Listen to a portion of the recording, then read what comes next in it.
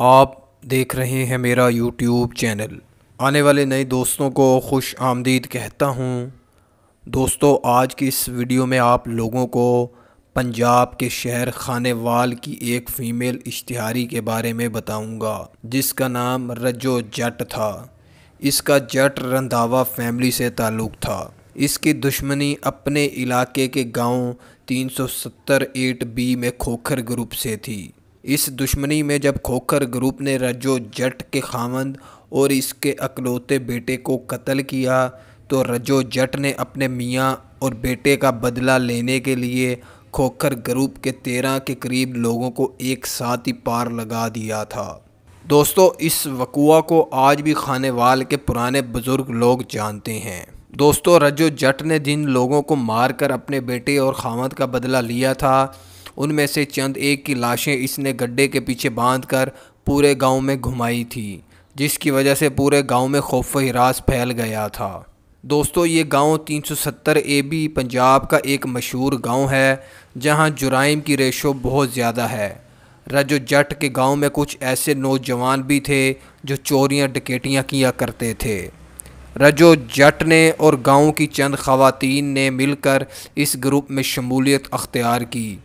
شامل ہونے والی خواتین وہ تھیں یا تو کسی کی زمین پر قبضہ کیا ہوا تھا کسی نے، یا کسی کے ساتھ زیادتی ہوئی تھی۔ رجو جٹ بہت کم عرصے میں اس گروپ کا اہم حصہ بن کر سامنے آئی۔ دوستو، جیسے جیسے یہ گروپ مضبوط ہوتا رہا اور رجو جٹ کے ہاتھ میں آتی رہی تو اس نے اپنے علاقے کے باہر لوہے کے بورڈ لگوا دیے تھے جن پر لکھا تھا پولیس کا اس علاقے میں داخلہ ممنوع ہے۔ رجو جٹ نے بعد میں ایک اجرتی قاتل کی شکل اختیار کر لی تھی۔ رجو جٹ اور اس کے لوگ 1500 روپے لے کر ایک بندے کو مارا کرتے تھے۔ آپ لوگ اندازہ لگا سکتے ہیں 1500 کے پیچھے کوئی پتھر دل ہی کسی کی جان لے سکتا ہے۔ دوستو، جیسے جیسے رجو جٹ گروپ میں لوگوں کی تعداد بڑھتی رہی اور ان کا علاقے میں دبدبہ بڑھتا رہا تو اسی طرح ان کے تعلقات بھی بڑھتے رہے۔ اس کے ساتھ ساتھ ان کی دشمنیوں میں بھی اضافہ ہوا۔ ان کے اپنے علاقوں کی چند اور برادریوں سے دشمنیاں شروع ہو گئی تھی۔ ان دشمنیوں میں مزید 34 لوگ مارے گئے تھے، جبکہ رجو جٹ گروپ کے بھی 11 کے قریب لوگ مخالف گروپوں کا نشانہ بنے تھے۔ آپ لوگ ان واقعات کی تفصیل 2007 5 اکتوبر کی جنگ اخبار میں بھی پڑھ سکتے ہیں۔ اس کے علاوہ دوستو، یہ میں نے جتنی بھی انفارمیشن لی ہے یہ رجو جٹ کے گاؤں کے لوگوں سے لی ہے۔ دوستو، مزید تفصیلات جاننے سے پہلے میری آپ لوگوں سے درخواست ہے، ایک بہن ہے کرونا کی وجہ سے جن کی جاب چلی گئی ہے، بہت غریب ہے، اس بیچارے کے گھر کے حالات اچھے نہیں ہیں، تو انہوں نے ایک یوٹیوب چینل بنایا ہوا ہے، اس کا لنک میں نے اس ویڈیو کے ڈسکرپشن میں دے دیا۔ آپ لوگ اس کا چینل سبسکرائب کر دیں، اس کا فائدہ ہو جائے گا، اس میں آپ کا کوئی نقصان نہیں ہوگا۔ اگر آپ کسی کو فائدہ دیں گے تو اللہ پاک بھی آپ کو انشاءاللہ بہت فائدہ دیں گے، اس لیے آپ لوگوں سے درخواست ہے کہ اس کے چینل کو سبسکرائب کر دیں۔ تو چلیے شروع کرتے ہیں تفصیلات۔ دوستو، جب رجو جٹ کے بیٹے اور میاں کو کھوکھر گروپ نے پار لگایا تو یہ چند ماہ بعد گاؤں چھوڑ کر چلی گئی تھی۔ کسی کو اس کے بارے میں کچھ علم نہ تھا کہ یہ کہاں گئی ہے۔ اچانک 2007 9 جون کو کھوکھر گروپ کے سربراہ منظر کھوکھر کے بیٹے کی شادی میں رجو جٹ بھیس بدل کر آئی اور اس اکیلی نے کلیشنکوف سے منظر کھوکھر، اس کے بیٹے، سگے 5 بھائیوں اور 5 گن مینوں کو ایک ہی ساتھ مار دیا تھا۔ دوستو، یہ حملہ اس قدر شدید تھا کہ مخالفین کو سنبھلنے کی نوبت تک نہ مل سکی۔ کچھ لوگوں کا تو یہ بھی کہنا ہے کہ مخالف کھوکھر گروپ کے پاس اس وقت اسلحہ موجود نہیں تھا اور وہ شادی میں مگن تھے۔ اس وقوعہ کے فوراً بعد پولیس نے رجو جٹ کو گرفتار کر لیا تھا۔ یہ 2 سال جیل میں رہی۔ اس کی مدد ایک وکیل اکمل خان نامی شخص نے کی جو کھوکھر گروپ کے مخالف تھا اور یہ عہدے کے لحاظ سے ایک وکیل تھا۔ اس نے اپنے بل بوتے پر رجو جٹ کے لیے جعلی سرٹیفکیٹ بنوائے جن پر لکھا تھا اس کی دماغی حالت ٹھیک نہیں ہے۔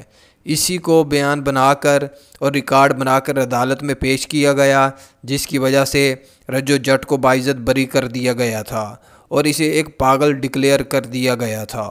دوستو، جیسے ہی رجو جٹ جیل سے باہر آئی اور اپنے گاؤں پہنچی تو اس کے گاؤں کے لوگوں نے اس کا استقبال کیا۔ کچھ لوگ تو واقعی اس کے چاہنے والے تھے، جبکہ کچھ لوگوں نے اس کے خوف کی وجہ سے اس کا استقبال کیا۔ وقت گزرتا رہا اور اس کے سیاستدانوں کے ساتھ تعلقات قائم ہوتے رہے۔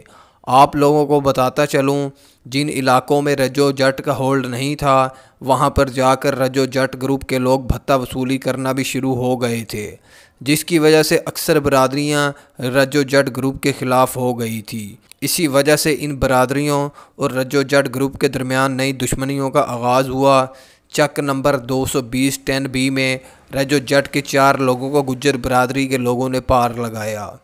ٹھیک اسی طرح چند ماہ گزرنے کے بعد بالکل اسی طرح اس نے اپنے لوگوں کا بدلہ لینے کے لیے گجر گروپ کے 7 لوگوں کو مار دیا تھا، جبکہ 3 لوگوں کو اس نے پیشی سے واپسی پر جاتے ہوئے پار لگوایا۔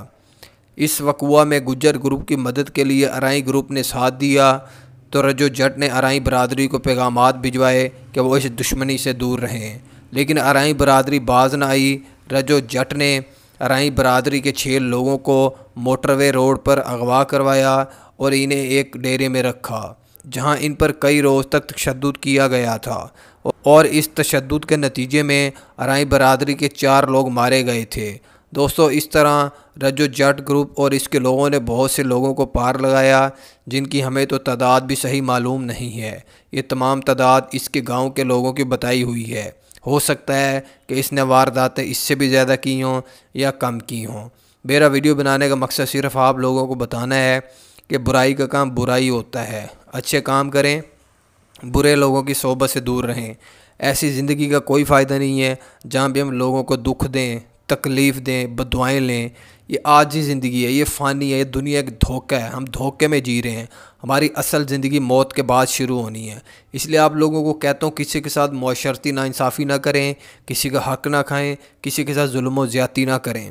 میری اللہ سے درخواست ہے، میری اللہ سے اپیل ہے، ہاتھ جوڑ کے دعا ہے کہ یا اللہ جس نے میرے نبی کی شان میں گستاخی کی ان کو نصف نبوت فرما۔ یا اللہ مرزائیوں، قادیانیوں، میکرون کو، فرانس والوں کو، یہودیوں کو جس نے میرے نبی حضرت محمد صلی اللہ علیہ وسلم کی شان میں گستاخی کی، ان سب کو نصف نبوت فرما۔ آمین۔